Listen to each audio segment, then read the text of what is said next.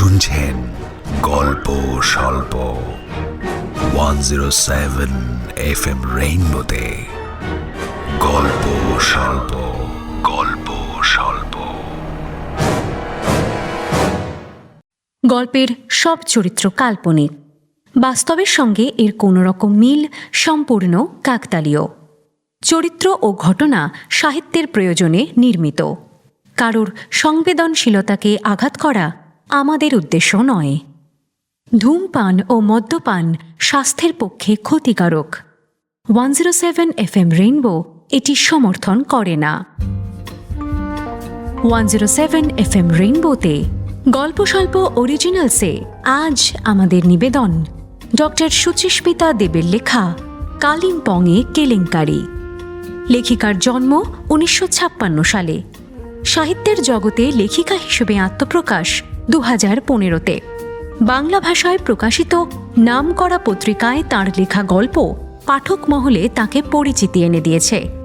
লেখিকার কয়েকটি উল্লেখযোগ্য বই চালচিত্র, নকশিকাঁথা, লাল দুর্গ, নীল আকাশ, নেলি রুজের রত্নহার ইত্যাদি। আজ গল্প স্বল্পতে শুনবেন ডক্টর সুচিস্মিতা দেবের লেখা রহস্য গল্প কালিম্পংয়ে কেলেঙ্কারি। গল্পের কথক রাজীব, সূত্রধার সৌমি, পুলিশ অফিসার মল্লিকার চরিত্রে দেবলীনা, অন্যান্য ভূমিকায় সুনন্দা, দেবারতী, বাসু, অপরূপা, সুদীপ্ত, উজ্জ্বল, অরিজিৎ, অভিপ্সা, আত্রেয়, অমরজিৎ, শ্রেয়া, অনির্বাণ ও মহুয়া। শুরু হচ্ছে রহস্য গল্প কালিম্পংয়ে কেলেঙ্কারি।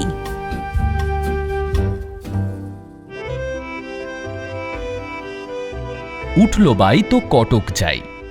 শালমলির এমন বাই ওঠে মাঝে মধ্যেই। হাতিবাগানের সংসার যখন হাতির মতো দুঃসহ ভাস সৃষ্টি করে, তখন তার পালাই পালাই রব ওঠে। মা মারা যাবার পর ব্যাংকের চাকরির একঘেয়ে জীবনে একদম একা হয়ে গেছে শালমলি। বন্ধু বলতে বাল্যসখী মল্লিকা। মল্লিকা শালমলিকে উৎসাহ দিয়ে বলে, কলকাতার কোল ঘেঁষে কত কায়দার রিসর্ট হয়েছে, উইকেন্ডে গিয়ে গায়ে হাওয়া লাগিয়ে আয়। আমার মতো পুলিশের চাকরির ঘূর্ণিঝড়ের জীবন তো আর তোর নয়। সেটা ঠিক। তার অভিভাবকদের বিয়ের আবদারও এখন বেকায়দা বুঝে লকআপবন্দি। তবে একমাত্র শালমলি হাল ছাড়েনি। স্কুলবেলার অভ্যাসে এখনও মল্লিকাকে বন্ধু বলেই শুধু ডাকে না, যথার্থই বন্ধু ভাবে। ট্রেনের টিকিটের প্রিন্ট আউট নাকের ডগায় দুলিয়ে শালমলি আবদারের হাসি হেসেছিল। বন্ধু, চলো যাই পাহাড়ে।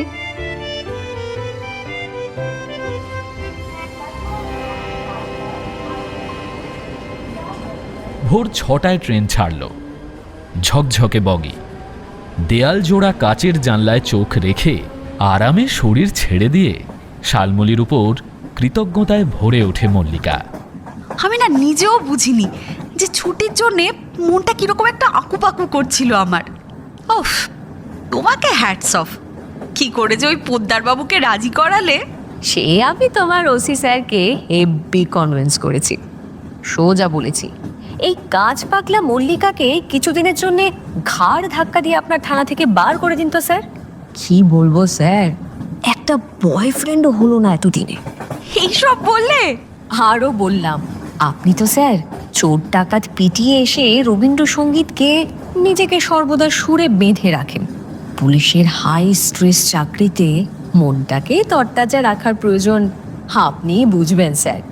বাপরে, আসলে ওই গত বছর সল্টলেকের যে কেসটা, মানে ওই সন্তোষবাবুর যে খুনের কিনারা, সেটা তো সম্ভবই হয়েছিল পাকে চক্রে তোমার আমার প্রচেষ্টায়। আরে সেই থেকেই না ওই পোদ্দারবাবু তোমার ওপর বিশেষ প্রসন্ন। হলেই ভালো। তুমি তো নিজের জন্য মুখ ফুটে কখনো কিছু চাইবে না। ছাড়ো তো, এত সব বকর বকর না করে বাইরে তাকাও। হু হু করে ট্রেন ছুটছে। দুই বন্ধু তন্ময় চেয়ে থাকে। দেখতে দেখতে এসে পড়ে নিউ জলপাইগুড়ি স্টেশন। স্টেশন থেকে ছুটল তাদের ভাড়া গাড়িখানা। চটপটে ড্রাইভারটির নাম হীরা। তিস্তা নদীর কোল ঘেঁষে চলেছে তারা। খানিক বাদেই আঁকা বাঁকা পথে পাহাড়ে উঠতে থাকে গাড়ি। শালমলি হঠাৎ লাফিয়ে ওঠে। কালিম্পং শহর দেখা যাচ্ছে।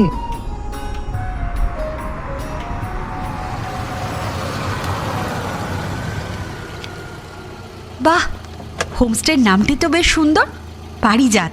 মল্লিকার চোখ গেটের সাইনবোর্ডে। এবার ড্রাইভারকে বিদায় দেয় মল্লিকা। হীরা, কাল ঠিক 10 বাজে আ জানা, ওকে? হীরা সম্মতি জানিয়ে গাড়িতে স্টার্ট দেয়। ওরা গেট পেরিয়ে ভেতরে ঢোকে। সিঁড়ি ঘুরে ঘুরে নিচে নামতে হবে দেখছি। আহা হা হা, পাহাড়ের কোলে ধাপে ধাপে খাপে খাপে ঘরগুলো জাস্ট। শালমলি মজা পাচ্ছে। 7টা বাজলেও এখন পাহাড়ি রাত গাঢ়। আহ, কি সুন্দর সাজানো। নিচে এসে মুগ্ধ হলো শালমলি। তবে পারিজাতের পরিপূর্ণ সুষমা ধরা দিল পরদিন সকালে। 2 তলা থেকে নিচে এসে শালমলি বলে, কখন উঠেছো? এই তো খানিক আগে। কি ব্যাপার শালু? তুমি যে একেবারে হাঁ। হব না? বাপরে, কি সুন্দর, কি সুন্দর। লনটা কি সবুজ, কত রকমের ফুল। গাছগুলো লাগিয়েছে সাজিয়ে, যেন স্বর্গের বাগান। মালকিন সোফিয়া পাহাড়ি মেয়ে হাজির হয়ে কোকিল কণ্ঠে বললে, সুপ্রভাত, ঘুমিয়েছিলেন ঠিকঠাক? দারুণ। সুন্দর বাংলা বলেন তো আপনি? আরে আমি বাঙালি তো। কিন্তু কাঞ্চনজঙ্ঘা কই? আপনাদের বিজ্ঞাপনে তো লেখা ছিল। ইয়েস, ওই উত্তর পশ্চিম কোণটিতে সম্পূর্ণ শৃঙ্গটি স্পষ্ট দেখা যায়, কিন্তু পরিষ্কার আবহাওয়া চাই। আর এখন তো পরপর 3 দিন আকাশ মেঘলা থাকবে, বৃষ্টিরও প্রেডিকশন রয়েছে। এবার দেখুন ইফ লাক ফেভার্স। ও মা, সে কি? কাঞ্চনজঙ্ঘা দেখার জন্যই তো ছুটে আসা। চলো তো কমপ্লিমেন্টারি ব্রেকফাস্টের সদ্ব্যবহারে এগোই। আহ, যা সুগন্ধ ছড়াচ্ছে না! চলো চলো চলো। কটেজটিতে ইতিমধ্যে 2 জোড়া কপোত কপতি ভোজন এবং কুজন মগ্ন। কথা বলার ভাষা আর তার টোন শুনে মালুম হচ্ছে এরা বাংলাদেশি পর্যটক। খাবার ব্যাপারে মেয়ে দুটো রাগঢাক রাখলেও ছেলে দুটো কিন্তু জমিয়ে সাঁটাচ্ছে। সত্যি? হোটেল তো নয়, এ হলো হোমস্টে। এই, খাবার কম পড়ে যাবে না তো? উফ, এখনো তোমার সন্দেহ? হ্যাঁ রে, তোয়ালে দেবে তো? হ্যাঁ রে, ঘরে টিভি আছে? যেন টিভি দেখতেই তুমি মাইলের পর মাইল ঠেঙিয়ে পাহাড়ে এসেছো। আসলে লাইফে প্রথমবার হোমস্টে, তবে আপাতত পারিজাত জিন্দাবাদ। এই সময় 3টি মেয়ে ও 2টি ছেলে এসে পড়ল দুলকি চালে, সপ্রতিভ, বেশবাসে আধুনিক। শালমলি খাওয়ার ফাঁকেই অভিযোগ শানালো, অফ সিজনে আরেকটু ফাঁকা থাকবে ভেবেছিলাম, কোথায় কি। তা তোমার গোয়েন্দা ইনস্টিংক্ট কি বলছে? এরা সবাই বন্ধু বান্ধব নাকি স্বামী স্ত্রী?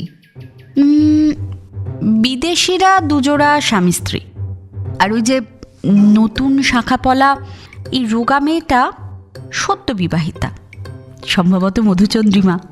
আরে কাল অনেক রাতে ওই টঙে উঠে বরকে নিয়ে ফিল্মি স্টাইলে জবরদস্ত ফটো সেশন চলেছে। টং? Yes madam, that tree house. রাতেই দেখেছিলাম। আমি আগে ট্রি হাউস কখনো দেখিনি। আমি তো সকালবেলা উঠেই ঘোরানো লোহার সিঁড়ি বেয়ে ওপরে গেলাম। ফ্যান্টাস্টিক ভিউ, একেবারে না ছবির মতো জানো। আমি বাবা উঠছি না, বারান্দার রেলিংটা কোমর অবধি। কিন্তু প্রেমের জন্য একেবারে আদর্শ স্থল। দুজনের বসার মতো বেঞ্চও আছে। বাচ্চা কাচ্চারা কিন্তু পড়ে যেতে পারে। আরে সেই জন্যই তো একা 10 বছরের নিচের শিশু আর রাত 8টার পরে বড়দেরও ওঠা স্ট্রিক্টলি নট অ্যালাউড। এই যে বললে হানিমুনিরা উঠেছিল, সেটাই তো, নিয়ম ভাঙলে তো মুশকিল। নিয়ম। নিয়মের সঙ্গে আমাদের সম্পর্কটা অনেকটাই চোর পুলিশ খেলার মতন। 5 জনের গ্রুপের লম্বা খানিক পুরুষালী গোছের মেয়ে তানিয়া তরমুজে কামড় দিয়ে বলে ওঠে, আমি ভাই গন্ডা গন্ডা মনস্টারি দেখতে পারবো না, ভেরি বোরিং। তাছে চল তিস্তা থেকে ঘুরে আসি। দাড়িগোঁফওয়ালা দীর্ঘকায় রোদে পোড়া ছেলে রণজয় অবাক। বলছিস কি? আরে বুদ্ধিস্ট রিলিজিয়ানের একটা ঘাঁটি কালিম্পং। দূরপিন, জ্যাংধকপালরি, সাক্ষ্য মোনাস্ট্রি, জ্যান্ত ইতিহাস সব দেখবি না? 5 বছর ইতিহাস পড়া, রিসার্চ, তারপর ছাত্র ঠেঙানো, এনাফ। আমি ভাই খোলা হাওয়ায় অক্সিজেনে বুক ভরতে এসেছি। ফর্সা বেঁটে ছেলেটি, যাকে সুমন বলে ডাকছে বন্ধুরা, মেয়েদের হাতে হাতে চা কফি সরবরাহের ফাঁকে ফিচেল হাসল। শুধুই অক্সিজেন, তানিয়া? দাড়ি গোঁফের সঙ্গে তানিয়ার কি চকিত দৃষ্টি বিনিময় হল। শালমলি মল্লিকাকে ভুরু কুঁচকে শাসন করে। ওদেরই গিলবে নাকি খাবেও? পোহা যে মিয়ে গেল। সত্যি মল্লিকার নজর অভ্যাসবশত পুলিশি সার্চ লাইটের মতো ঘুরছিল। নতুন মানুষগুলিকে খুঁটিয়ে পর্যবেক্ষণের মধ্য দিয়ে সে সম্পর্কের সুতো জুড়ছিল আর ছিঁড়ছিল। বললে, পেটে ছেলে মেয়ে দুটো কাপল, তবে বিয়ে হয়নি। কি করে বুঝলে? আরে মহিলাদের হুকুম তামিল করায় সুমনের উপর প্রেমিকার গোসা হয়েছে। মৃদু আপত্তিও জানিয়েছে। প্রেমিকার নাম জেনেছি, রনিতা। সুমন রনিতাকে গোপনে ঠোনা মেরে বলেছে, বিয়ের আগেই বৌদের মতন বোরিং হয়ে যাচ্ছিস। তুই বলল? আধুনিক প্রেমালাপ। 5 বন্ধুর আধিপত্যে কোণঠাসা বাংলাদেশি পর্যটকেরা রণে ভঙ্গ দিলে শালমলীয় খাওয়া শেষে ফেলুদা মার্কা গাম্ভীর্যে বলে, তানিয়া ইতিহাসের শিক্ষক, বাকিরা ছাড়ো তো, বেকার মাথা না ঘামিয়ে চলো আমরা বরং স্নান টান করে তৈরি হয়ে নিই। হীরাও এসে পড়বে। ওই বৌদ্ধ মঠগুলো দেখবো কিন্তু, আর ওই ম্যাকফার্লেন মেমোরিয়াল চার্চটাও দেখতে হবে। 1891 সালে তৈরি। জানো, ম্যাকফার্লেন ছিলেন কালিম্পংয়ে আসা প্রথম ধর্মপ্রচারক। দাড়িওয়ালা বোধহয় শুনেছিল মল্লিকার শেষের উচ্চকিত কথাগুলো। ফস করে বলল, চার্চটা দারুণ। এছাড়া সেন্ট টেরেজা ক্যাথলিক চার্চটাও দেখবেন। এটার আঙ্গিক বৌদ্ধ মঠের মতো অদ্ভুত। আপনারা কলকাতার? হ্যাঁ, আমি মল্লিকা, আর এ আমার স্কুল ফ্রেন্ড শালমলি। আমরাও কলকাতার, স্কুল না তবে কলেজ ফ্রেন্ডস। আমি তানিয়া। পুরুষালী চেহারার তানিয়া বাকিদের পরিচয়ও দিল। বেঁটে ফর্সা সুমন, দাড়িওয়ালা রণজয়, শ্যামলা বেঁটে রনিতা, আর অপরূপা ঈশিতা। হাসি মুখে কেউ হাই করল, কেউ করল নমস্কার। মল্লিকার মনে হল সুন্দরী ঈশিতার গালে টোল পড়লেও হাসিটা আড়ষ্ট, দৃষ্টি আনমনা। আলাপ করে ভালো লাগলো, আশা করি আবার দেখা হবে। বলে মল্লিকারা লন পেরিয়ে নিজেদের ঘরের দিকে হাঁটা মারলে শালমলি বলল, এই ঈশিতা কি বোবা? বোবা নয়, তবে চিন্তিত নিঃসন্দেহে।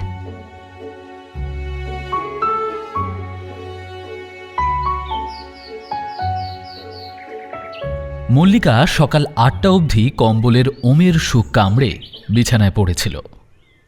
পুলিশের চাকরিটির কৃপায় এসব বিলাসিতা পুরোপুরি ভুলতে বসেছে সে। শালমলির এখনো নাক ডাকছে ফুরুত ফুরুত। কাল প্রচুর হাঁটাহাঁটি, চড়াই উতরাই, ওঠা নামা গেছে। মরার মতো ঘুমিয়েছে দুজনেই। ফ্রেশ হয়ে বাইরের বারান্দায় দাঁড়াতেই চক্ষু চড়ক গাছ মল্লিকার। আরে ব্যাপার কি? নিচের লনটা থই থই করছে খাঁকি রঙা পুলিশে। ছোটাছুটি করছে বিপর্যস্ত আতঙ্কিত সোফিয়া এবং স্টাফরা। গোল টেবিলটা ঘিরে বসে আছে কালকের সেই কলেজ ফ্রেন্ডরা। উদ্বিগ্ন বাংলাদেশিরা পর্যন্ত আজ ব্রেকফাস্টের সদ্ব্যবহারে অমনোযোগী। চার মাথা এক করে গুজগুজ ফুসফুস চালাচ্ছে। কি ব্যাপার? মল্লিকা দরজাটা টেনে সরসরিয়ে সিঁড়ি বেয়ে লনে নামে। কি হয়েছে সোফিয়া? অ্যাক্সিডেন্ট! একজন ট্রি হাউস থেকে খাদে পড়ে মারা গেছে। মাই গড! রাতে ওঠা বারণ জানে, তবু। সে কি গেস্ট? ওই যে 5 জনের গ্রুপটা, তারই। মল্লিকা ঘাড় ঘোরায়। কিন্তু নেই কোনজন? ও, সে সুন্দরী মেয়েটা, কি যেন নাম? ঈশিতা। ঈশিতা নেই। মল্লিকা গভীর শ্বাস টেনে নিজেকেই বলে, কাম ডাউন, কাম ডাউন, কাম ডাউন। তারপর 4 বন্ধুর কাছে এসে দাঁড়ায়। একটু বসতে পারি? No response. মৌনং সম্মতি লক্ষণম ধরে নিয়ে চেয়ার টেনে বসে পড়ে। তানিয়া আর রনিতা কান্নাকাটি করছে স্পষ্ট। রণজয়, সুমন স্তব্ধ। না মানে আমি শুনলাম সবটা, ভেরি স্যাড। আচ্ছা, কখন ঘটলো? কেউ উত্তর না দিলে রণজয় নিচু স্বরে বলে, রাতেই হবে। আপনাদের মধ্যে কে প্রথম টের পেলেন? সকালে সোফি আমাদের জানায়। আচ্ছা, ওই মেয়েটি মানে ঈশিতা, উনি কি একা শুয়েছিলেন? মেয়েরা 3 জন এক ঘরে। বলেই সুমন চোরা দৃষ্টিতে রনিতাকে ছুঁয়ে গেল। মল্লিকা টের পেল। আপনারা কেউ টের পাননি ঈশিতা রাতে বেরিয়ে গেল? কোথায় আর পেলাম? দীর্ঘশ্বাস ফেলল রনিতা। ডোন্ট মাইন্ড, বলছিলাম এটা কোনোভাবে সুইসাইড হতে পারে কি? না মানে বাচ্চা তো নয় যে পড়ে যাবে। যা, এটা হতেই পারে না। সুইসাইড কেন করবে? আজ বাদে কাল যার বিয়ে। বিয়ে? মল্লিকা অজান্তেই রণজয়কে দেখে। রণজয় ভুরু কুঁচকে চেয়ে আছে অন্যদিকে। সুমন মৃদু আপত্তি তোলে এবার। আপনি কেন এত প্রশ্ন করছেন? না, আপনাদের আপত্তি হওয়াটা স্বাভাবিক। আসলে আমার আইডেন্টিটি কার্ডটা ঘরে। আমি ওয়েস্ট বেঙ্গল পুলিশ ডিপার্টমেন্টের সল্টলেক ব্রাঞ্চের ইন্সপেক্টর। সকলেই তটস্থ হলে রণজয় এক পলক দেখে মল্লিকাকে। সুমন তবু আপত্তি জানায়। আপনার নাক গলানো কেন? কালিম্পং ফোর্সই তো এসেছে। হ্যাঁ জানি, আসলে কালই তো আপনাদের সঙ্গে আলাপ হলো, আর আজ এত বড় একটা বিপদ। আমাকে কিন্তু আপনারা বন্ধু ভাবতে পারেন না, মানে পুলিশ তো জেরাটেরা করবে আপনাদেরও, সেটা ফেস করাটা কিন্তু খুব একটা সহজ নয়। জেরা? যাব বাবা। শুনুন ম্যাডাম, মোদ্দা কথা ঈশিতা পড়ে গেছে, এখানে আমরা কোথায়? আচ্ছা, ঈশিতার ভার্টিগো ছিল না? হ্যাঁ ছিল তো, মনে নেই? সেই ইমামবাড়ার ব্লক টাওয়ারে উঠে মাথা ঘুরে গিয়েছিল ওর। রনিতা মনে করায়। তানিয়া চুপ, পাথর একেবারে। মাঝে মাঝে কয়েক ফোঁটা জল গড়িয়ে নামছে ওর গাল বেয়ে। মল্লিকা চেষ্টা করে সহজভাবে ওদের আলোচনায় ঢুকে পড়তে। ও আচ্ছা, এই ভার্টিগোর কথাটা কিন্তু অবশ্যই পুলিশকে জানাবেন। হ্যাঁ, এটা কিন্তু একটা গুরুত্বপূর্ণ পয়েন্ট। আর একটু খুঁজে দেখুন কোথাও যদি কোনো সুইসাইড নোট পাওয়া যায়। একটা মানুষ তো আর হাওয়া লেগে পড়ে যেতে পারে না। আপনাকেই তো বলা হলো, আপনিই তো পুলিশ। তানিয়া এতক্ষণে মৌনব্রত ভাঙে। দেখুন ম্যাডাম, আমার উপর তো এই তদন্তের ভার নেই। আমি শুধু আপনাদের প্রয়োজনীয় পরামর্শটুকুই দিতে পারি। পুলিশ তো আত্মহত্যা এমনকি খুনের প্রসঙ্গও হয়তো আনবে। প্রায় সমস্বরে ওরা চেঁচিয়ে ওঠে।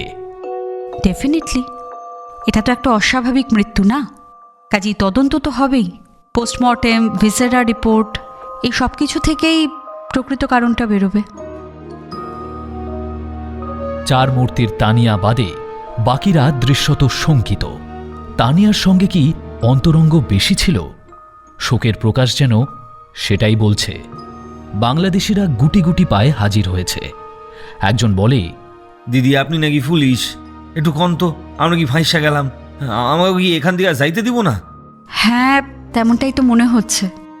বাস্তবিকই টুরিস্ট স্পটে আটকে যাওয়ার মতো বিড়ম্বনা আর হয় না। আমাকে কাল দার্জিলিংয়ে যাওয়ানোর কথা, কি মুশকিল বলেন তো। এ কালিম্পংয়ে কেলেঙ্কারি বাঁধবো কে জানতো। বলতে বলতে বেজার বাংলাদেশিদের প্রস্থান। এমন সময় চার মূর্তি যেন ভূত দেখল। লন পেরিয়ে যে ছেলেটি হেঁটে আসছে সে বেশ স্বাস্থ্যবান, সুদর্শন, তবে এই মুহূর্তে এলোমেলো বটে। আরে মধুজিৎ কোথা থেকে এলো? রনিতার রুদ্ধস্বর। এই মধুজিৎকে? ঈশিতার ফিয়ন্সে। বলতে বলতে মধুজিৎ এসে চেয়ারে শরীরের ভার ছেড়ে ডুকরে ওঠে। হোয়াট দ্য হেল, এটা কি করে হলো? তার চোখ দুটি জবা ফুলের মতো লাল, মুখে কালি মারা। খবর পেয়ে এত তাড়াতাড়ি কলকাতা থেকে এলে কিভাবে? সুমনের বিস্মিত প্রশ্ন। মধুজিৎ মুঠিতে চুল খামচে ধরে মাথা ঝাঁকায়। আমি আমি আমি আসলে কাল এসেছি, বাইকে কলকাতা থেকে রওনা দিয়ে রাত 10টার পরে পৌঁছে গেছি এখানটায়।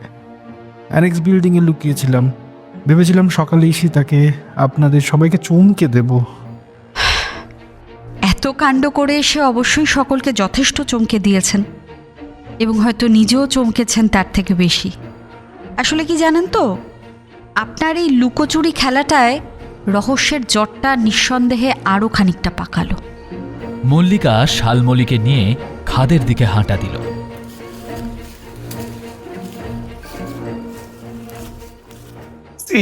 কি বিপদ হইল? খেদোক্তিটি ঢাকাইয়া পোলা বাদশার, তার বউ সোনালি, সদ্য বিবাহিত শালী রূপালী ও ভাইরা ভাই মদনও বেকায়দায় ফেঁসে গিয়ে ফুঁসছে। মল্লিকা ওদের বোঝায়, দেখুন, ব্যাপারটা একটু বোঝার চেষ্টা করুন। পুলিশি নিষেধাজ্ঞায় পারিজাত ছেড়ে এখন কিন্তু কোনো গেস্টই কোথাও যেতে পারবেন না, কারণ পতনজনিত কারণে ঘাড় ভেঙে ঈশিতার মৃত্যু ঘটলেও পোস্টমর্টেম বলছে মেয়েটির মুখে, হাতে, গলায় নখের আঁচড়ের ক্ষত রয়েছে। আর ধস্তাধস্তির সম্ভাবনাও কিন্তু একেবারে উড়িয়ে দেওয়া যাচ্ছে না। আর পুলিশি জেরায় এটাও কিন্তু পরিষ্কার হয়েছে যে এই ক্ষতচিহ্নগুলো বন্ধুরা আগে দেখেনি। সুতরাং বুঝতেই পারছেন, খুনের সম্ভাবনাও কিন্তু থেকে যাচ্ছে। আমারে কেন আটকাইলো? ওনার সঙ্গী গুলানে জিগা গিয়া। অবশ্যই পুলিশের সার্চ লাইটের আওতায় এসেছে 4 বন্ধু এবং আগন্তুক হবু বরটি। তবে বিদেশিরাও জিজ্ঞাসাবাদে বাদ যাবে না। দেখুন, এই মৃত্যুটা তো স্বাভাবিক লাগছে না। আমি আপনাদেরকে বলছি, প্লিজ একটু কোঅপারেট করুন, কেমন? কলকাতা থেকে ঈশিতার শোকস্তব্ধ আপনজনেরাও তো এসে পৌঁছেছেন। অ্যাটলিস্ট ওদের কথাটাও একবার ভাবুন। প্লিজ একটু কোঅপারেট করুন সকলে।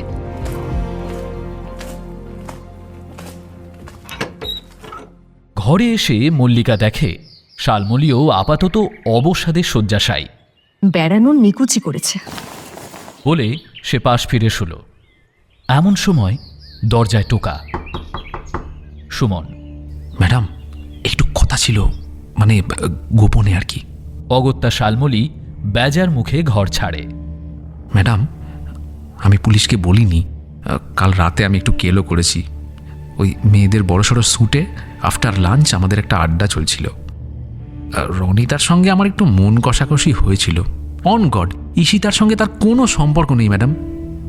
আমার চাকরি নেই, রনিতার বাড়ি থেকে অন্য জায়গায় সম্বন্ধ করছে, তাই বলতে পারেন। তাই রনিতা আমাকে গাল দিল, আমিও রেগে গেলাম, ব্যাস ঝগড়াঝাটি হলো। তারপর রণজয় ঘুম পেয়েছে বলে ঘরেই চলে গেল। আমি ভাবলাম ড্রয়িং রুমে একটা বড় সোফা রয়েছে, এখানেই রাত কাটিয়ে দেব। আসলে রনিতার মান ভাঙানো সহজ নয়। বেশ, তারপর? শেষমেশ অনেক কষ্টে রনিতাকে শান্ত করে দুজনে খানিকক্ষণ টিভি দেখলাম। আর বাকি দুজন? ওরা খাটে শুয়ে গল্প করছিল। তারপর আমি বোধহয় ঘুমিয়ে পড়তে রনিতা বেডরুমে চলে যায়। তখন কে জানতো বলুন যে কালিম্পংয়ে এসে এরকম একটা দুর্ঘটনার কবলে পড়ব।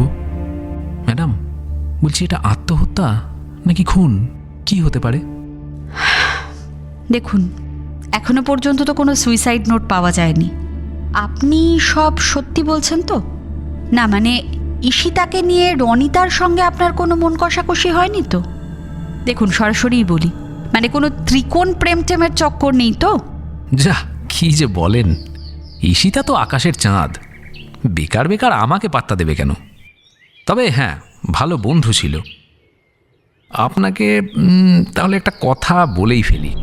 এই যে ত্রিকোণ প্রেম বললেন, রণজয় হ্যান্ডসাম বড়লোকের ছেলে, হিস্ট্রিতে আবার ফার্স্ট ক্লাস ফার্স্ট, তার তো আকাশে হাত বাড়াবার অধিকার একেবারে 16 আনা। আর ঈশিতাও না সত্যি ওকে খুব ভালোবাসত। অথচ বিয়ে করছিলেন মধুজিৎকে। স্ট্রেঞ্জ। কি আর বলবো, তানিয়াও আবার রণজয়ের প্রেমে হেড ওভার হিলস। ত্রিকোণ প্রেমের চক্করের গেরো ম্যাডাম। আচ্ছা। ঈশিতা আর তানিয়া তো একই পাড়ার মেয়ে, একেবারে ছোটবেলার বন্ধু। সম্ভবত রণজয়কে নিয়ে মন কষাকষি ছিল দুজনের। আর রণজয় ওর কাকে পছন্দ ছিল? কাকে আবার, খুব স্বাভাবিকভাবেই ঈশিতার দিকে কাঁটাটা হেলেছিল। তবুও মধুজিৎকে বিয়ে করতে চাইলেন কেন ঈশিতা? কি করে বলি, জটিল অঙ্কের হিসেব ম্যাডাম, আমি ছোটবেলা থেকেই এসব মেলাতে পারি না। রনিতা ও মল্লিকার সঙ্গে গোপন বৈঠকে একই কথা বলল। রাতে সুমনের সঙ্গে ঝগড়া হলো। অন গড, আমি তারপর ঘুমিয়ে পড়ি। আমি একদম নির্দোষ। পুলিশের সঙ্গে সব রকম সহযোগিতা করতে রাজি। আচ্ছা, এই যে রণজয়, উনি কি ঈশিতার এই বিয়েটা সহজে মেনে নিয়েছিলেন? রণজয় খুব চাপা স্বভাবের ছেলে। ওর রাগ দুঃখ বোঝা কঠিন। কি যে ওর মনে ছিল বুঝলামই না। আর বাবা মা বললেই ঈশিতার রণজয়কে ফেলে মধুজিৎকে বিয়ে করে ফেলবে। সেটাও অদ্ভুত। আপনার কি ধারণা, ঈশিতা কি এই ধরনের মেয়ে ছিলেন? একেবারেই না, বরং একটু কনজারভেটিভ ছিল বলবো। ঈশিতার পেছনে অনেক ছেলেই থাকতো, কিন্তু ঈশিতাকে পাত্তা দিতে দেখিনি। রণজয়ের ব্যাপারেও ও সিরিয়াসই ছিল, তবু বিয়েতে কি অসুবিধা ভেঙে বলেনি কখনো। মল্লিকা ভাবল, আপাত দৃষ্টিতে তো 5টি বন্ধুকে কেমন মাখো মাখো লাগছিল, অথচ ভিতরের হাল ফাটলে টালমাটাল। তানিয়াকে রনিতাই ঠেলে ঠুলে মল্লিকার কাছে পাঠালো। তানিয়া এখনো পাথর। আসুন, প্লিজ বসুন। দেখুন, আই এম সরি। আমি এটা জেনেছি যে ঈশিতা আপনার ছোটবেলার বন্ধু ছিলেন। আসলে আনফর্চুনেটলি আমরা সকলেই তো আটকে পড়েছি, তাই এই তদন্তটার একটা দ্রুত নিষ্পত্তি প্রয়োজন। বলতে পারেন সেটার আশাতেই আমি একটু ব্যক্তিগতভাবে এই কেসটা বুঝতে চাইছি। আমি একটা কথা বলি, আপনারা কিন্তু আমাকে আপনাদের নিজস্ব গোয়েন্দা মনে করতে পারেন, এবং এটা ভেবে একদম খোলাখুলি যা মনে হচ্ছে আমাকে বলতে পারেন। তানিয়া বেশ খড়খড়েভাবে বলে, খোলাখুলি করাটা পুলিশের কাজ, তাদের চোখ কান নেই? ওই যে মধুজিৎ লুকিয়ে রাতে এসে গা ঢাকা দিয়ে রইল কেন?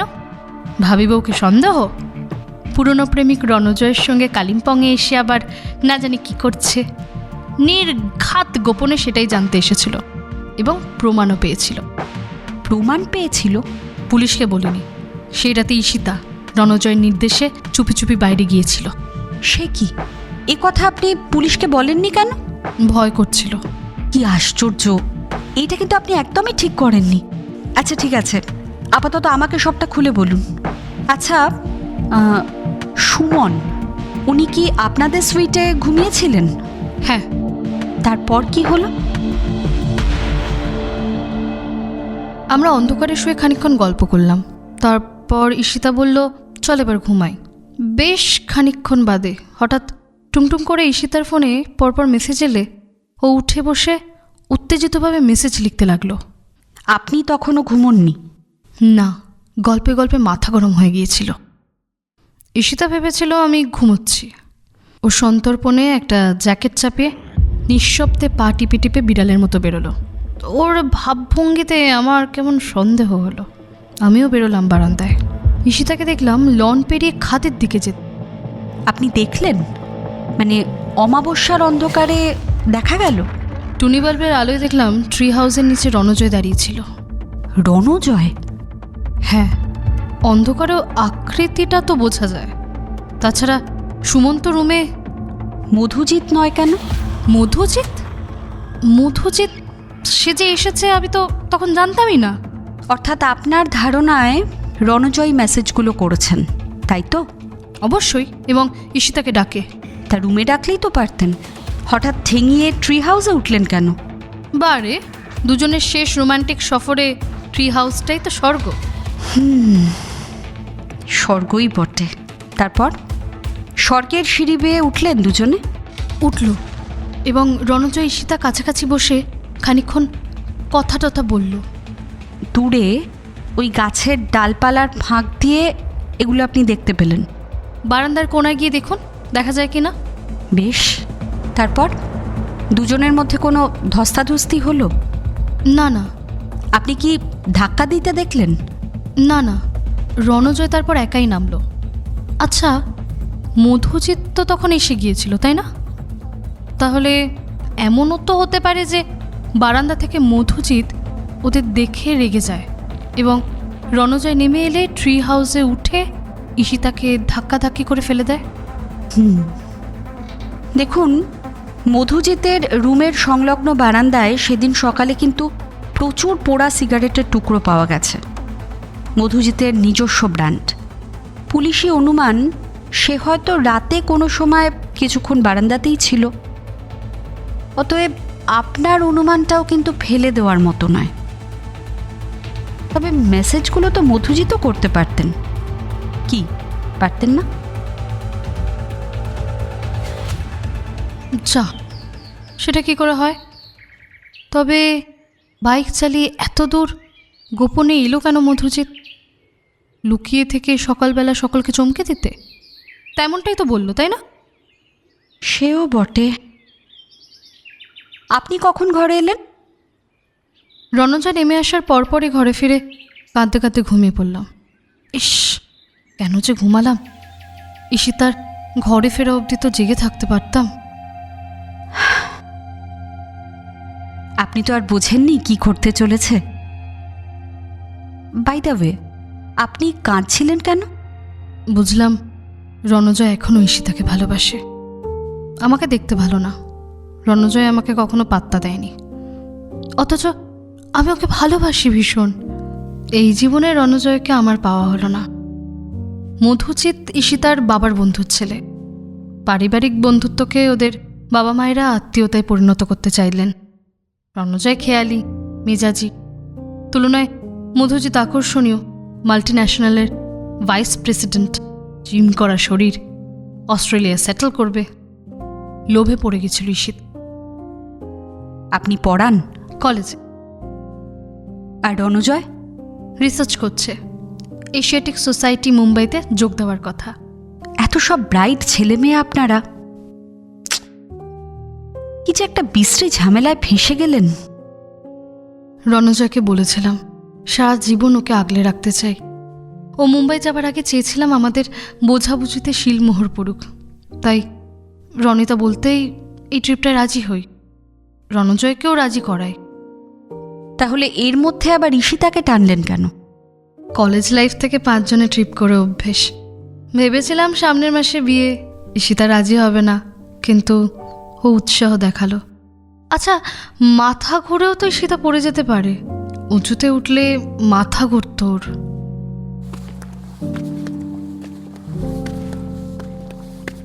যেতে যেতে বলে গেল তানিয়া। সে সম্ভাবনাও যে আছে স্বীকার করে মল্লিকা। পরদিন মল্লিকাকে চিন্তিত দেখে শালমলি বলে, কিছু বুঝলে? খানিকটা তো বুঝেছি। আসলে তানিয়ার বয়ান অনুসারে পরপর ঘটনাগুলোকে সাজানোর চেষ্টা করছি, কিন্তু মেয়েটার কথার সত্যতা যাচাই করা যাচ্ছে না। আসলে লনে তো সিসিটিভির সংখ্যা এত কম। তাছাড়া দেখো, এই ট্রি হাউসে মানে গেস্টদের স্বাধীনতার স্বার্থে কোনো সিসিটিভি রাখা হয়নি। সমস্যাও অনেক, খুবই জটিল শালু। ঈশিতার মোবাইল ফোনটাও যদি পাওয়া যেত, তাহলে অন্তত ওই মেসেজের একটা রহস্যের কিনারা করা যেত।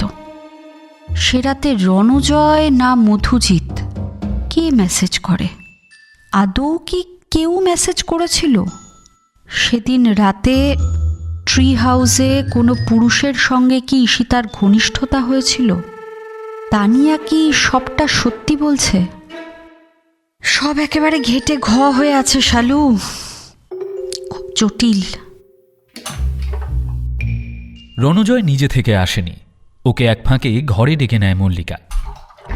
আসুন, প্লিজ বসুন।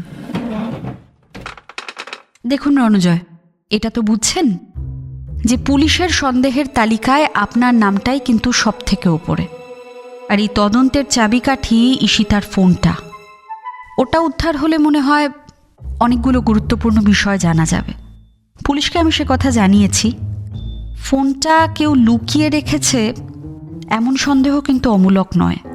আপনি যদি ঈশিতার ফোন সম্পর্কে কিছু জানেন, তাহলে প্লিজ আমাকে সেটা বলুন। না না, আমি কিছুই জানি না।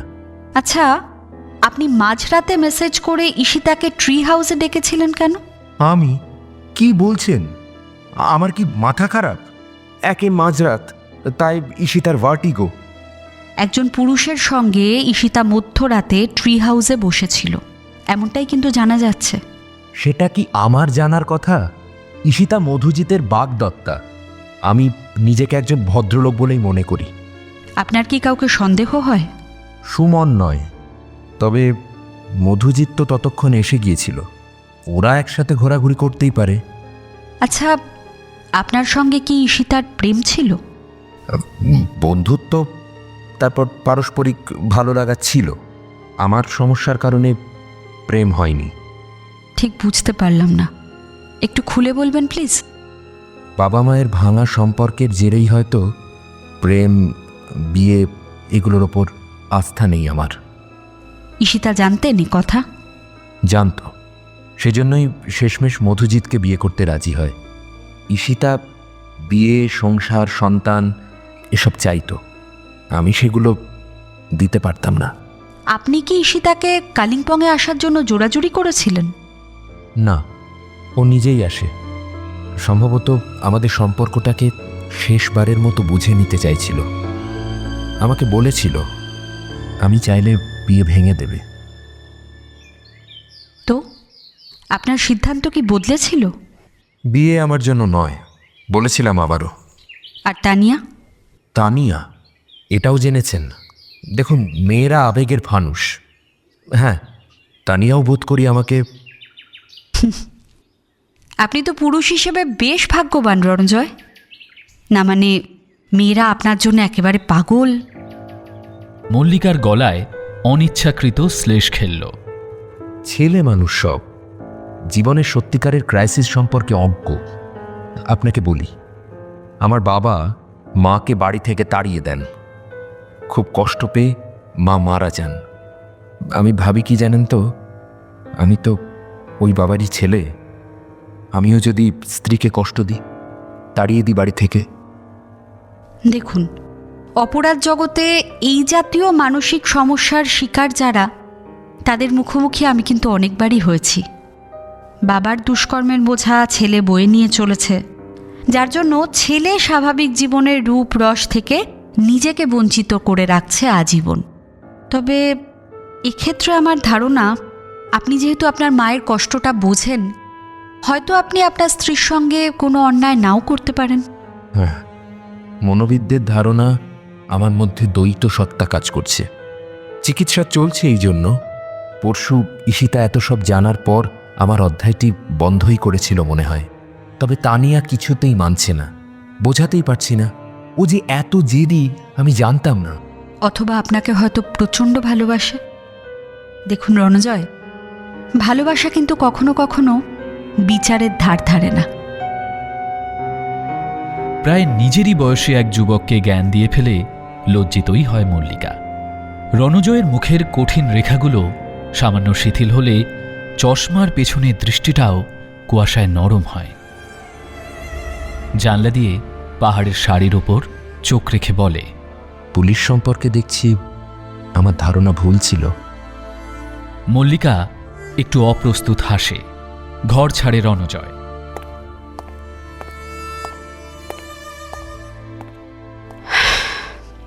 বুঝলে ওয়াটসন, রণজয় বলছে মেসেজ করেনি। তবে কি মধুজিৎ করেছিল? মধুজিৎই কি ট্রি হাউসে গিয়েছিল? কিন্তু তানিয়ার মতে প্রেমিক পুরুষটি ঈশিতাকে ধাক্কা দেয়নি। তাহলে মধুজিৎ নামলে রণজয় কি পরে পরেই যায় ট্রি হাউসে?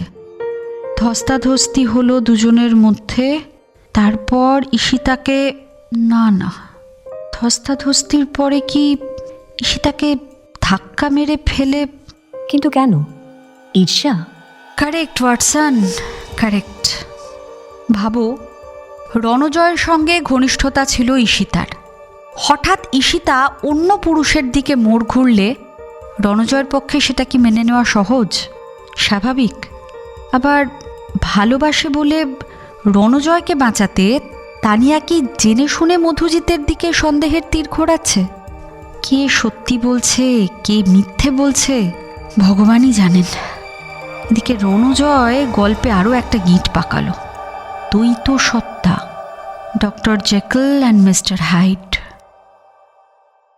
কিন্তু এই রণজয়ই বা কতটা বিশ্বাসযোগ্য? ভালো মানুষের ভেকের নিচে আর একটা অচেনা মানুষ কি লুকিয়ে থাকতে পারে না? আচ্ছা, সবাই তো একে একে কনফেস করলো। হবু বরটি কি বলেছেন? হবু বড় সহজপাত্র নন। আমি ডেকেছিলাম কিন্তু মধুজিৎ আসেননি। বলল পুলিশকেই নাকি যা বলার বলেছে। সেই রাতে সে নাকি ক্লান্ত হয়ে ঘুমিয়েছিল, আর ওর মতে এটা একটা দুর্ঘটনাই। নিচে নামতে গিয়ে নাকি মাথা ঘুরে পড়ে গেছে ঈশিতা। মধুজিৎ মেসেজ করেছিল কি না? পড়েনি বলেই ধরতে হবে, কারণ পুলিশকে সেই বিষয়ে কিছু জানায়নি। এখন মন্দ ভালোর দ্বন্দ্বে অশান্ত মনা রণজয়কে নিয়েই চিন্তায় পড়ে গেলাম। দ্বৈত সত্তা ক্যান বি ডেঞ্জারাস। শোকের কালো মেঘকে আরও গাঢ় করে ঝিরঝিরিয়ে বৃষ্টি নেমেছে। বেশ কনকনে ঠান্ডা। সন্ধেবেলায় ইন্সপেক্টর ছেত্রী হোটেলের বাসিন্দাদের ডেকে বসালেন ডাইনিং হলে। ঈশিতার মাকে দেখছি না শুধু। চোখ বুলিয়ে বলেন ছেত্রী। মাকে সামলানো যাচ্ছে না, ঘুম পাড়িয়ে রাখা হয়েছে। বলেন ঈশিতার দাদা বেদনার্ত ঈশান। বাবা নির্মলবাবু নিশ্চুপ বসা। সোফিয়া দৃশ্যত ক্লান্ত। চার বন্ধু চুপচাপ। তানিয়া এখনো স্তব্ধ। মধুজিৎ দৃশ্যত ভাবিত, বসেওছে আলাদা। আপনাদের সকলকে আর ইন্সপেক্টর মল্লিকাকে কেসটার ব্যাপারে সহযোগিতার জন্য অসংখ্য ধন্যবাদ। অনেকেরই বুকিং ক্যান্সেল করছে, তাই উদ্বিগ্ন সোফিয়ার স্বার্থে তদন্তের দ্রুত নিষ্পত্তি বাঞ্ছনীয়। তবে অনভিজ্ঞ সোফিয়াকে আরও সাবধানতা অবলম্বনের পরামর্শ রইল। ট্রি হাউসটা একেবারেই নিরাপদ নয়। সিসিটিভির ব্যবহার আরও বেশি হওয়া বাঞ্ছনীয়। আপাতত তদন্তের খাতিরে ঈশিতার দেহটি সংরক্ষিত রয়েছে। রাত 10টায় মধুজিৎ পারিজাতে পৌঁছলেন। Right Sophia? রাইট। তারপর মধুজিৎ উঠলেন অ্যানেক্স বিল্ডিংয়ে। পাশের মেন বিল্ডিংয়ের একতলার সুইটে 3টি মেয়ে। বাদশাহ মদনবাবুরা তাদেরই পাশাপাশি 2টি ঘরে। দোতলার একটা ঘরে সুমন ও রণজয়। পাশের ঘরে মল্লিকা আর শালমলী ম্যাডামরা। সুমন সেই রাতে মেয়েদের সুইটেই ছিলেন। রাত 11:10 ঈশিতার ইনবক্সে প্রথম মেসেজ আসে। তথ্যটি অজানা, তাই অনেকেই চমকে ওঠে। হ্যাঁ, ঈশিতার ছিটকে পড়া ফোনটি নিচের ভ্যালিতে অনেকটা দূরে ঝোপ থেকে অবশেষে উদ্ধার করা গেছে। মেসেজের কথাটা তানিয়া সত্যি বলেছিলেন, মেসেজ করেছিলেন। উদ্গ্রীব মুখগুলি জরিপ করেন ছেত্রী। মধুজিৎ, আপনি আগেই স্বীকার করা উচিত ছিল আপনার। আপনি ফোনটা পাওয়া যায়নি জেনে মিথ্যে বলেন। নিচের ঝোপে ঝাড়ে আপনাকে দেখা গেছে কিছু একটা খুঁজতে। কি ফোনটাই খুঁজছিলেন তো? সকলের দৃষ্টি এখন মধুজিতের উপর। মধুজিৎ মুখ ঢাকে হাতের তালুতে। ছেত্রীর ইশারায় মল্লিকা এবার সূত্র ধরে। মধুজিতের মেসেজে ঈশিতা চমকে ওঠেন, রেগেও যান। ভাবেন মধুজিৎ হয়তো সন্দেহবশত তার পিছু নিয়েছেন। মধুজিৎ জানান ঈশিতাকে প্রচণ্ড মিস করছিলেন, তাই তিনি ছুটে এসেছেন। ঈশিতাকে কাকুতি মিনতি করতে থাকেন রাতেই দেখা করার জন্য। সম্ভবত বন্ধুদের অগোচরে মেলামেশার সুবর্ণ সুযোগ মধুজিৎ ছাড়তে চাননি। মধুজিৎই হয়তো ট্রি হাউসের কথা বলেন। বিশ্বাস করুন, রাতে ওটাতে চড়া বারণ আমি জানতামই না। আর ঈশিতার ভার্টিগোর কথাটা একদমই খেয়াল ছিল না আমার। মধুজিতের কথায় ঈশিতার দাদা তিরস্কারের ঝেঁঝে ওঠে। ইডিয়েট, ইডিয়েট একটা। মল্লিকা কাটা ছেঁড়ার সুরে বলে, মধুজিৎ যে ট্রি হাউসে ঈশিতার সঙ্গে ছিলেন সেটাই তানিয়া দেখেন। কেবল মধুজিৎকে মনে করেন রণজয়। হোয়াট? ছিটকে ওঠে রণজয়। তানিয়ার এখন মুখ সাদা। সে বিড়বিড় করছে, ও মাই গড, মধুজিৎ যে এসেছে তা তুমি জানতামই না। রণজয় আর ঈশিতাই ভেবেছিলাম। মধুজিৎ এবার মরিয়া হয়। একটু প্লিজ বিশ্বাস করুন আপনারা আমাকে, আমি ঈশিতাকে ধাক্কা দিইনি। ও বলেছিল জীবনে প্রথমবার উচ্চতার ভয় কাটিয়ে উঠেছে, খুব ভালো লাগছিল ওর তখন। আর ও বলেছিল একাই ফিরবে, কারণ দুজনকে একসঙ্গে কেউ দেখে ফেলুক সেটাও চায়নি। তাই আমি একাই রুমে ফিরে আসি। তানিয়া সেটাও বলেছেন, কিন্তু প্রশ্ন তো থেকেই যাচ্ছে, তাহলে কিভাবে পড়ে গেলেন ঈশিতা? এদিকে ডেড বডির পজিশনিং বলছে উনি চিত হয়ে পড়েন। নিজে থেকে পড়লে সেটা হবার কিন্তু সম্ভাবনা কম। তার মানে অন্য কেউ সম্ভবত সেখানে আসেন। সকলে চুপ। মেঘ গর্জনের গম্ভীর আওয়াজকে পাশ কাটিয়ে মল্লিকা বলে, আচ্ছা রূপালী, আপনি কেন মাঝরাতে ঘর থেকে বেরিয়েছিলেন? আবারও চমকে ওঠে সকলে। রূপালী আবার জড়ালো কিভাবে? রূপালীর মুখ সাদা, নার্ভাসভাবে হড়বড় করে বলে, বিশ্বাস করেন, আমার হাজব্যান্ডের দস্তা হইতেছিল, একেবারে জলের মতো। পেটে জমের ব্যথা। দিদির ঘর থেকে মেডিসিন আনতে বাইরে আইছিলাম। সময়টা দেখেছিলেন? মদন কইল এত রাতে ওনাকে বিরক্ত করাটা খারাপ দেখায়। আমি মোবাইলের সময় দেখলাম 12:15। দিদি মোবাইলে সিরিয়াল দেখা 1:30টায় ঘুমায়। তাই রূপালী কাঁদো কাঁদো। ঘটনা কোন দিকে মোড় নেবে বুঝতে চেষ্টা করছে সকলে। রূপালী কি তাহলে কোনোভাবে জড়িত নাকি? দিদির থেকে মেডিসিন নিতে আপনার ঠিক কতটা সময় লাগে? ওই 5 মিনিট হইব। ফেরার সময় আপনি কি বারান্দা থেকে কাউকে তখন দেখেছিলেন? রূপালী প্লিজ খুব ভেবে বলুন। আজ্ঞে, ওনারে। আড়ষ্ট রূপালী আঙুল তুলে দেখায়। উনি লন বাইর কইরা গাছ ঘরটার পানে ছুটতেছিলেন। আমি তো অবাক, এত রাতে। আর ট্রি হাউসে? ট্রি হাউসে কি কেউ ছিলেন? রূপালী ঘাড় নাড়ে। একটা মেয়ে ছেলে ছিল, তাইতে খানিক নিশ্চিন্ত হইয়া ঘরে ঢুইকা পড়লাম। ধন্যবাদ রূপালী। আপনি যে সাহস করে এই ভাইটাল ইনফরমেশনটা শেয়ার করলেন, আপনি ভাবতেই পারবেন না এটা আমাদের তদন্তের মোড় সম্পূর্ণ ঘুরিয়ে দিয়েছে। রূপালীর যদি 5 মিনিটও লাগে তার দিদির কাছ থেকে ওষুধ নিতে, তার মানে 12:20 উনি দেখেন ট্রি হাউসের দিকে একজনকে ছুটে যেতে। ইন্সপেক্টর ছেত্রী, ঈশিতার টাইম অফ ডেথ 12:25।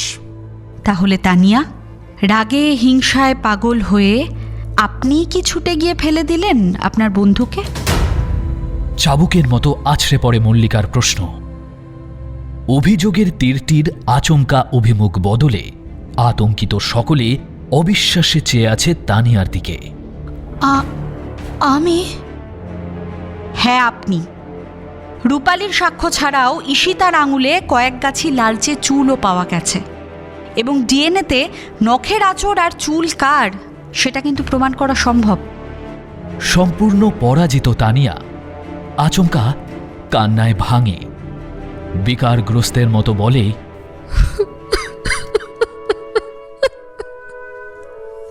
সারা জীবন ছেলেরা ঈশিতার প্রেমে পড়েছে, পাড়ায়, কলেজে, ইউনিভার্সিটিতে। আমাকে কেউ দেখতেই পেত না। রণজয়, তুইও আমাকে ভালোবাসিসনি। ঈশিতা মধুজিৎকে বিয়ে করতে রাজি হলে হাফ ছেড়ে বেঁচেছিলাম। ভেবেছিলাম এবার তোকে পাবো, তুই বুঝবি রূপই সব নয়। অথচ তুই ঈশিতাকে ডেকে নিলি ট্রি হাউসে। হ্যাঁ, আমি পাগলের মতো ছুটে গিয়েছিলাম গাছের দিকে। ঈশিতা নেমে আসার মুখেই উপরে পৌঁছে আমি ওকে রণজয়ের সঙ্গে থাকার জন্য চট থাপ্পড় কিল খুশি মেরে খামচাতে থাকি। ঈশিতা বলছিল রণজয় ওর সঙ্গে সম্পর্ক ভেঙে দিয়েছে। রণজয় আসেইনি, মধুজিৎ এসেছিল। আমি বিশ্বাস করব কেন করব? মধুজিৎ কোথা থেকে আসবে? ভেবেছি নিজেকে বাঁচাতে ঈশিতা মিথ্যে বলছে। মধুজিৎ কি দরকার ছিল লুকিয়ে এসে আপনার এমন সারপ্রাইজ দেওয়ার? দেখুন তো আমি কত বড় ভুল করে ফেললাম। ছি ছি, তুই কি করে ঈশিতাকে ফেলে দিলি তানিয়া? ফেলিনি, বিশ্বাস কর। অবশ্য ভেবেছিলাম ধাক্কা মেরে ফেলে, পারিনি। ঈশিতা মরিয়ার মতো নিজেকে মারের হাত থেকে বাঁচাতে ছুটে পালাতে গেল, এবং সেই সময় তাড়াহুড়োতে পা হড়কে ব্যালেন্স হারিয়ে ফেললো। আমি ধরতে গিয়েছিলাম, কিন্তু পারলাম না।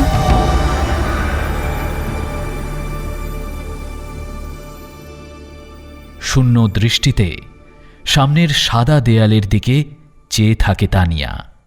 শোকার্ত নির্মলবাবু উঠে দাঁড়ান। হে ভগবান, তুই না ঈশার ছোটবেলাকার বন্ধু। আমার মেয়েটাকে ফিরিয়ে দে আমার মেয়েটাকে। অস্থির রণজয় আচমকাই উঠে দাঁড়ায়। আমার একটু খোলা বাতাস লাগবে, আমি কি বাইরে যেতে পারি? তানিয়া এগিয়ে গিয়ে রণজয়কে জাপটে কাতর স্বরে বলে, রণজয়, বিশ্বাস কর, আমি খুনি নই, আমি মারিনি। আমাকে কি জেলে নিয়ে যাবে? তুই আমাকে ছেড়ে যাস না, আমি মরে যাব রণজয়, আমি মরে যাব। মল্লিকার চোখ জ্বালা করে ওঠে। সে শান্তভাবে বললে, মধুজিৎ তার বাগদত্তাকে চমক দিয়ে কিছুটা সময় সুখের জোয়ারে ভাসতে চেয়েছিলেন। সেটা কিন্তু একেবারেই দোষের নয়। উনি হয়তো জানতেন না, কিন্তু জেনে শুনে নিয়ম ভেঙে ঈশিতা যদি মাঝরাতে ট্রি হাউসে না উঠতেন, সম্ভবত আজ তিনি আমাদের মধ্যে বেঁচে থাকতেন। আসলে না, সতর্কতা মেনে চলার প্রয়োজনটা এখানেই। সন্দেহ, ঈর্ষা, রাগ মিলে মিশে তানিয়ার ক্রোধোন্মত্ত হয়ে ওঠা অবশ্যই অন্যায়। তাছাড়া বন্ধুকে মেরে ফেলার মতো ভয়ানক কুটিল ভাবনাকেও তার মন প্রশ্রয় দিয়েছিল, একথা তিনি স্বীকারও করেছেন। তদন্তের মোড় ঘোরাতে আমাকে মিথ্যে ঘটনা সাজিয়ে বলেছেন। আসলে ঈশিতার প্রতি তার দীর্ঘদিনের হিংসাকে তানিয়া বন্ধুত্বের মোড়কে সযত্নে ঢেকে রেখেছিলেন। ঈর্ষাকে পুষে রাখলে না, মানসিক স্বাস্থ্যে অসুস্থতা বাসা বাঁধে। আর তানিয়ার এই আচমকা বিস্ফোরণ সেটাই প্রমাণ করেছে। তানিয়া খুনি কিনা সে বিচার তো করবে আদালত। রণজয় দীর্ঘশ্বাস ছাড়ে। তানিয়া, ভালো মন্দ সব আমার তালগোল পাকিয়ে যাচ্ছে রে। সত্যি কি তুই নির্দোষ? তোর মুখের কথায় তো সেটা প্রমাণিত হবে না। কিসের থেকে কি হয়ে গেল? ঈশিতার মতো একটা মেয়ে। দুটি বিপরীত সত্তার টানা হ্যাচড়ায় বিদীর্ণ রণজয় আস্তে আস্তে বাঁ হাতে জড়ালো থরথরিয়ে কাঁপা অসুন্দর মেয়েটিকে। রণজয়ের বুকে মুখ লুকিয়েছে তানিয়া। রণজয়, আমার ভয় করছে, আমার খুব ভয় করছে। শালমলি দেখে সবই। বন্ধুর হাত ধরে বলে, চলো আমরা বাইরে যাই। রণজয় জানে এটা নন বেলেবল অফেন্স। মহিলা কনস্টেবলটি পায়ে পায়ে তানিয়ার দিকে এগোচ্ছে, আর রণজয় আঁকড়ে ধরা তানিয়ার মাথায় হাত বুলিয়ে বলছে, আমি উকিলের ব্যবস্থা করছি, আর কথা না, আমি আছি। কথাটা বলতে বড্ড দেরি করে ফেললে রণজয়।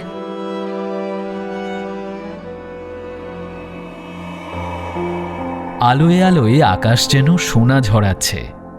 আকাশ নীল সমুদ্রের মতো অপার, আর দিগন্তে জলপরীর মতো শ্বেত শুভ্র কাঞ্চনজঙ্ঘা মেঘের ভেলায় ঝলমলিয়ে ভাসছে। বিদায়কালে শালমলিকে কালিম্পংয়ের শেষ উপহার। আকাঙ্ক্ষিত ছিল, তবু সন্তুষ্টি এলো না শালমলির। মল্লিকার চোখের গহীন বিচ্ছিন্নতা তাকে ভাবাচ্ছে।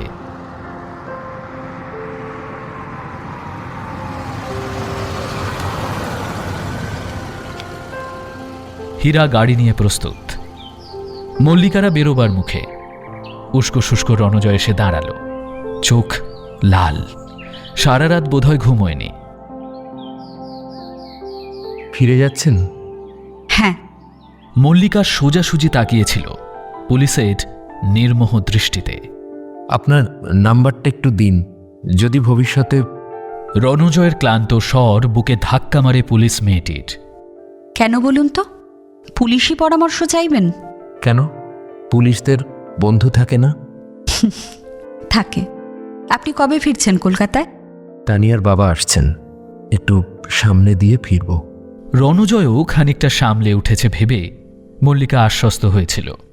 বাউন্ডুলে উদাসীন মানসিক ভারসাম্যহীন রণজয়কে বিপদে বটবৃক্ষের মতো তানিয়ার আশ্রয়স্থল হয়ে উঠতে দেখে মল্লিকা আশান্বিত হয়। যাক, মানুষ তবে এখনো মানুষই আছে।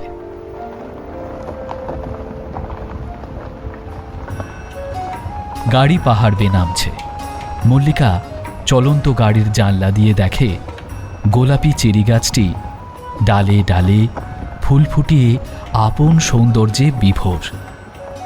দেখো শালু, চেরি ফুলগুলোর যেন শুধু ফোটার আনন্দেই ফুটে ওঠা, কোনো চাওয়া পাওয়ার অঙ্ক নেই, জটিলতা নেই।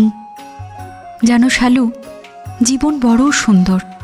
মানুষকে জানা, বোঝা আর ভালোবাসার জন্যেই তো বাঁচা, বেঁচে থাকা। সুগন্ধি আনন্দে তীর তীর কাঁপে মল্লিকা। জীবনে এই প্রথমবার।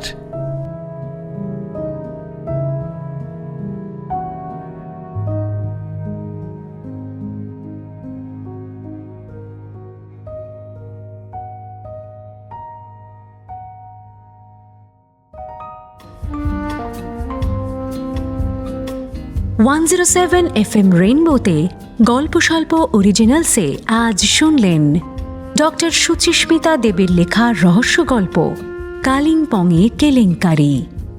গল্পের কথক রাজীব, গল্পের সূত্রধার সৌমি, পুলিশ অফিসার মল্লিকার চরিত্রে দেবলীনা, বাংলাদেশি পুরুষ বাসু, বাংলাদেশি মহিলা মহুয়া, রূপালী অপরূপা, শালমলী সুনন্দা, সোফিয়া অভিপ্সা, তানিয়া দেবারতী, রণজয় আত্রেয়, সুমন অমরজিৎ, রনিতা শ্রেয়া, মধুজিৎ অনির্বাণ, ইন্সপেক্টর ছেত্রী সুদীপ্ত, নির্মল বাবু উজ্জ্বল এবং ঈশানের ভূমিকায় অরিজিৎ।